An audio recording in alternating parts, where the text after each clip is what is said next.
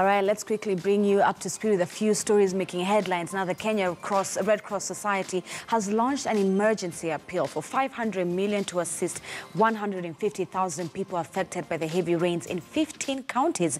This comes as at least 6 people have died after being swept away by floods in River Kandisi in Ongata Rongai, Kajiado North constituency. Nicholas Wambuona reports.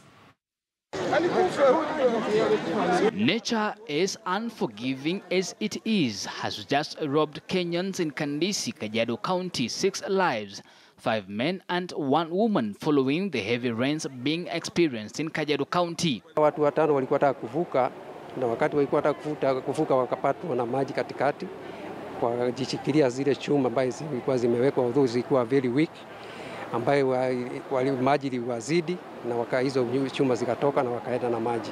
Jana ilionekana maajabu maji ilipotoka kwa Gong Hills ikaja na teremko na mgurumo mkubwa sana. Watu hao walipokuwa wanavuka ndivyo walibebwa na hiyo maji. 5 of the victims were men who were trying to cross this bridge under construction by Muktas Kenya Limited, a project by the Kajiado County government.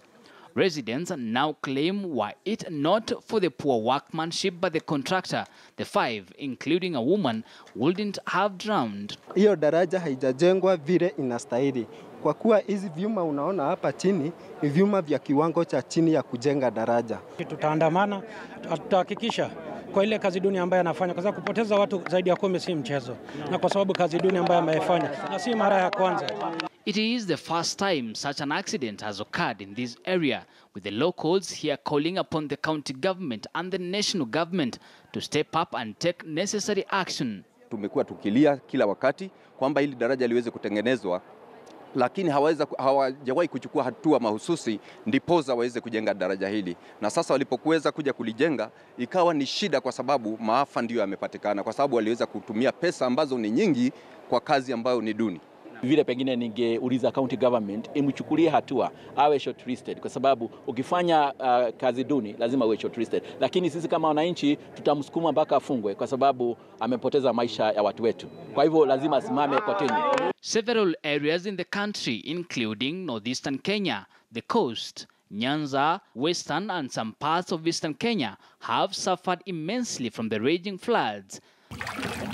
The Kenya Red Cross Society now says that more than 112 people have died since the rains started, and over 260,000 people left homeless, as the humanitarian organization now seeks help to help the victims. Nicholas Wambuona, KTN News in Kajiado County. Let's take you to a different county now. Survivors of a suspected Al-Shabaab attack in Mandera have been flown to Nairobi for further treatment. 4 people died and 2 others were seriously injured. Hussein Mohammed has those details. You will need a heart of stone to work in these areas, working under the shadows of death and fault lines of terror. Thursday night, 4 people were killed at Shimbit Fatuma area here in Mandera County, while 2 others sustained severe injuries. The casualties were flown to Nairobi as the injured were rushed to the hospital. It's extremely sad because the intelligence was there about Al-Shabaab terror cells that were moving. And the information has been shared. There's enough security. No security response has taken place. According to the regional coordinator in Northeastern, Ambassador Mohammed Saleh, who has been in the area for 3 years now, operations have been initiated to search for the suspected architects of the attack, asserting there's a local element in the planning of the attack.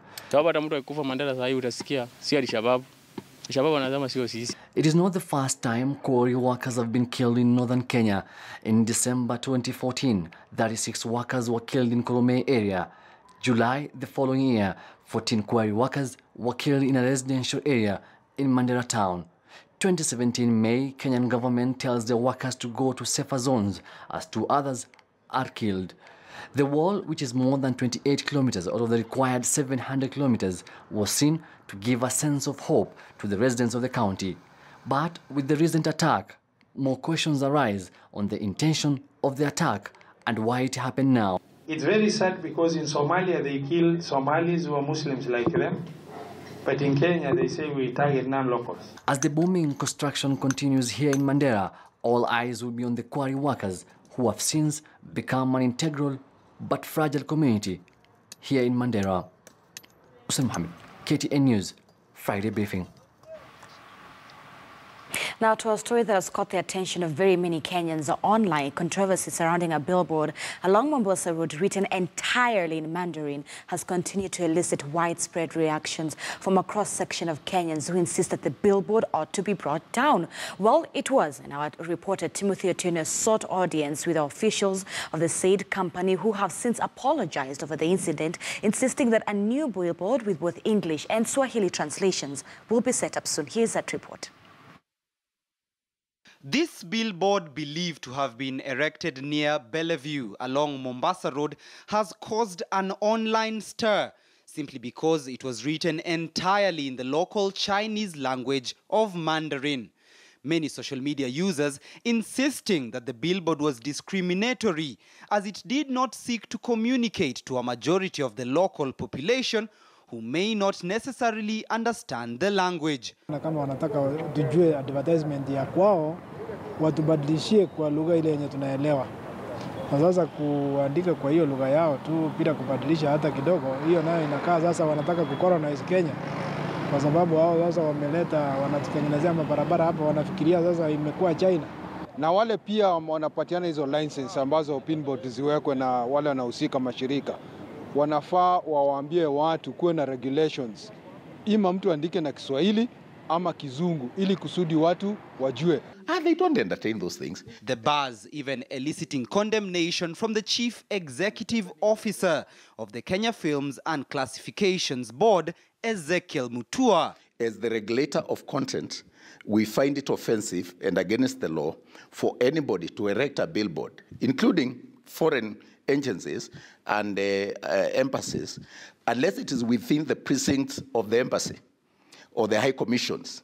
Anything that is meant or targeting public consumers or the Kenyan public in the public space should conform to the content regulation laws and must ensure that we understand what they say. KTN News sought audience with the officials of the said Chinese company who have since brought down the billboard.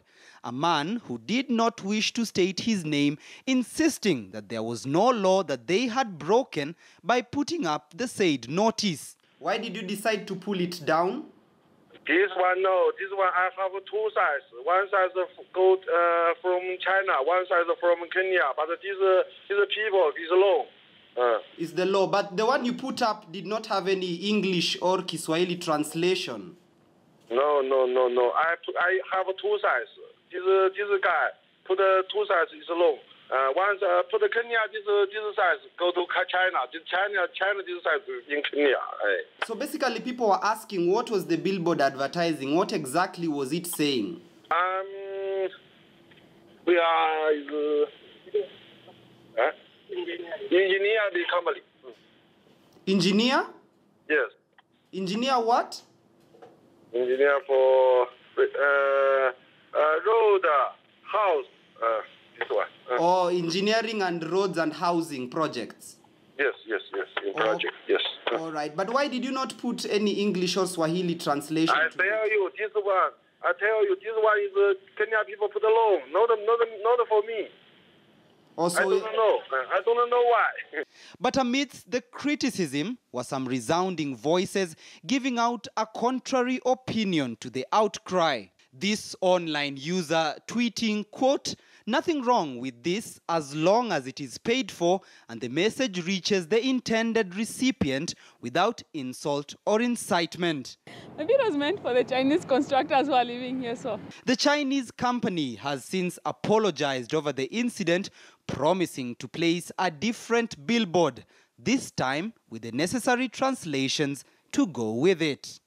Timothy Otieno, KTN News. And in the county of Nyeri, Wanjiru Karugu has made Kenyan history as the first person to be nominated by a sitting governor and approved by the county assembly. Karugu was sworn into office in Nyeri yesterday. Shall always truly and diligently serve the people and the Republic of Kenya in the office of the Deputy Governor of Nyeri County. An oath by the newly sworn-in Caroline Wanjiru Karugu, the third deputy governor for Nyeri County. For Mutahi Kahiga, a sigh of relief after nearly 6 months of braving the ruthless politics in the Mount Kenya landscape without any assistance. For now, they will get to share the burden of responsibility in developing Nyeri County. We must continue to work together to address the real challenges that are facing the people of Nyeri. Naomba mkaweza kusimama pamoja na dada wetu Karugu, ndipo tukaweza kuhakikisha kwamba Nyeri imeendelea kama inavyostahili. In attendance were Nairobi's Governor Mike Sonko, Deputy Governor for Laikipia County John Moniki, Deputy Governor for Kisii County Josh Mangi, as well as MPs within Nyeri County. Your role is extremely important, and it is to help and assist the governor. Why this country has succeeded is because of the chemistry between President Uhuru Kenyatta and Deputy President William Ruto. Her nomination as deputy governor was a shocker to many, as few expected a young female economist without political backing to be nominated. A nomination which served a big blow to hopeful political kingpins. However, the Central Kenya leaders are optimistic of the pair, Governor Mutahi Kahiga, the educationist, and Deputy Governor Caroline Karugu, the economist. Caroline Wanjiru Karugu can only be described as a technocrat with over 10 years' experience in regional capital markets and financial services industry. Her vast experience earning her an appointment by President Uhuru Kenyatta to head the geothermal company as a non-executive director. Tunatarajia kaunti yetu ita move from this place to another greater level. She will be able to work together with the governor, support the governor, and Nyeri will move forward. Caroline Wanjiru Karugu now joins a list of 7 other women deputy governors in the country. Raquel Muigai, KTN News. Now, top officials from the Ministry of Foreign Affairs and International Trade found themselves in a tight spot to explain why the ministry bought an office block in Kampala, Uganda, from the highest bidder at a cost of about 650 million Kenyan shillings. Yet, a lowest bidder had offered a similar property at the cost of about 250 million Kenyan shillings. Members of the National Assembly Public Accounts Committee accused the ministry's tender processing committee of cleverly crafting a criteria that suited the highest bidder. Now, members also questioned why the ministry bought the property for rental use, which is not the ministry's core mandate. Take a look. The Auditor General, in his report for the 2014-2015 financial year, gave an adverse opinion on how the Ministry of Foreign Affairs spent the taxpayers' money. The auditor accused the ministry's tender processing committee of not adhering to the original procurement plan for the purchase of Chancery building at Kololo in Kampala, Uganda. Members questioned why the tender committee ranked the award of bids based on percentage variance between the bid price and valuation price. The tender committee argued that value for money is best achieved where there is least variance between bid price and valuation price. This criteria saw the lowest bidder disqualified in preference for the highest bidder. In the case of the one for $2.5 million, 250 million Kenya shillings, the seller said it was worth 250 million shillings. The valuer said it was only worth 200,000. The variance, even though it's 500, the base is low. It's only $2.5 million. So the variance is much higher, 25%. Correct. The top one, the bid, that is the seller, said it was worth $6.5 million. Right? That's what he was willing to sell it to us. Yes. The valuer said, advised us that the thing was worth 6 million. 6 million. Yes. Okay? The variance is 8.3%. This criteria here, the way I look at it, was cleverly done to justify the purchase. Otherwise, it's got no leg to stand on in law. I think I said that we actually, the tender processing committee, the same tender processing committee is the one that after the valuation, they took the valuation and now they did the other analysis. The ministry had set aside a budget of 450 million shillings to procure the property. The budget was $4 million. This one quoted $2.5 million within the budget that you had. Then you decide all of a sudden to go for a $6.5 million property, then ask for more money from the treasury, which is very quickly released. okay, very, very quickly and very curiously released to you. You commit the country to that kind of, it is not possible. It was the 2.5 million property enough for occupation of the embassy in Kampala? Did you really need the 6.5? Or you were in the business of renting property in Kampala? Let me say that we are not in the business of renting property, but it is a good opportunity. The Auditor General has also questioned the misappropriation of funds at the Kenyan embassy in Moscow, where around 80 million shillings has not been accounted for. In a report of the financial status at the Kenya embassy in Moscow regarding loss of cash, as mentioned in the Auditor General's report, loss of cash. Why are you investigating theft? By yourself without informing the police. The parliamentary committee has termed the purchase of an office property in Kampala, Uganda as a scandal. Patrick Amimo, KTN News. Meru County has launched its own version of a youth service. The first recruits of the Meru Youth Service graduated yesterday at a ceremony held in Meru town. Step by step, they perform a slow march. One of the skills they have acquired over the last fortnight. This is the pass-out parade for 1,000 recruits in the Meru Youth Service, MYS. The county customized replica of the National Youth Service is a pioneer program that has turned the limelight to Meru. Meru County residents between 18 and 35 years are eligible to enroll. And the call saw over 5,600 youth from across the 45 wards turn up to be part of the inaugural batch of trainees. The rigorous selection process confirmed 1,000 applicants who were admitted to the program on 20th of April. Drug abuse, radicalism, alcoholism, all those things are going to be things of the past. The first of its kind at county level, MYS has attracted a number of international partners, such as the UN Habitat, Turkish Cooperation Agency TICA, and the Food and Agriculture Organization of the United Nations, FAO. The support will see the construction of a one-stop youth center with fully set up ICT and recreational facilities in the county. We're very delighted that the governor decided to invest in the right areas. And so with him we have this partnership, and I can assure you, whether the executive director, myself, or the team, we're very committed to working with you. This is the right time for you. It's an opportunity. The national government expressing its support through the Ministry of Public Service, Youth and Gender Affairs. Officers from the Huduma Kenya Secretariat will be here next week, on 8th particularly, on 8th, to be able to agree and meet your officers to agree what services can quickly be offloaded and delivered through Huduma. Sisi hatuna mipaka katikati yetu kwa mambo ya vyama ama mambo mengine. It's been an intensive 2 weeks for the MYS recruits, and as they set out to join sectors in the county such as health, they will resume each and every holiday to receive training and finally graduate next year at a time like this. George Maringa, KTN News in Meru County.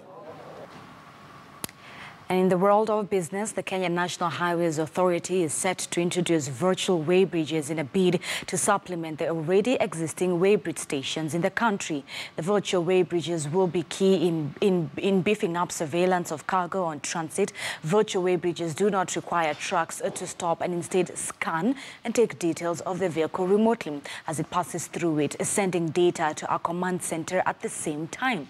This comes as the Road Authority looks to streamline cargo transportation with a view of controlling damage on international trunk roads. We already have a contract. The contract is for installation, commissioning, and operation and management of 10 virtual weighbridges. In Nairobi, we have 2 on Southern Bypass. That is one on either side of the road. We have one on at Moya, Makutano. We have Laisamis, still along towards the north. We also have another one at Matu, on Garissa Road. We have one at Kamuru on Kagudo Road. In Western Kenya, we have one at a place called Mayoni, on the road from Kakamega to Busia, and also at Ahero. In a sad twist on matters, wildlife poachers successfully managed to kill 3 rhinos Wednesday night. An incident that happened at around 6:30 p.m. at the Rhino Sanctuary in MERU National Park. While on security evaluation visit at the Kenya Wildlife Service KWS headquarters, Cabinet Secretary of Tourism and Wildlife Najib Balala delivered a report on the state of poaching in the country and confirmed that the daring attack got the attention of security teams in the area. Carcasses of the 2 adult black rhinos and a calf with their horns missing were found on first light. This comes even as the CS reported that efforts by the government in conservation led to an 85% to 78% reduction in rhino and elephant poaching respectively. The Cabinet Secretary further added that the security teams were still on hot pursuit of the gangs of poachers with boosted surveillance. Now, Equity Group is betting big on its strong profits in 2018 as it shores up performance of its subsidiaries. The bank announced at its AGM that it has passed a resolution approving that the setup of the employee share ownership scheme structure for Equity Bank in Congo. Now, the bank also declared a first and final dividend for the year ended 31st December 2017 of about 2 Kenyan shillings payable to shareholders. We've continued to have consistent growth, and last year we were able to add an additional 1 million customers to end up with 12.1 million customers. The best performance came from our subsidiaries, and we see Uganda increasing its profit during the year by 81%, DRC Congo increasing its profitability by 63%, Rwanda increasing its profitability by 80%. Tanzania had just gone through the elections like us, 17%. And South Sudan, which we had put on maintenance, also improving by 121. So between the subsidiaries, they increased their profitability by 126%. And that explains that in spite of the turbulence we had in Kenya, we could leverage on the performance of our subsidiaries. We shall give you a much better year in 2018. And in the world of sports,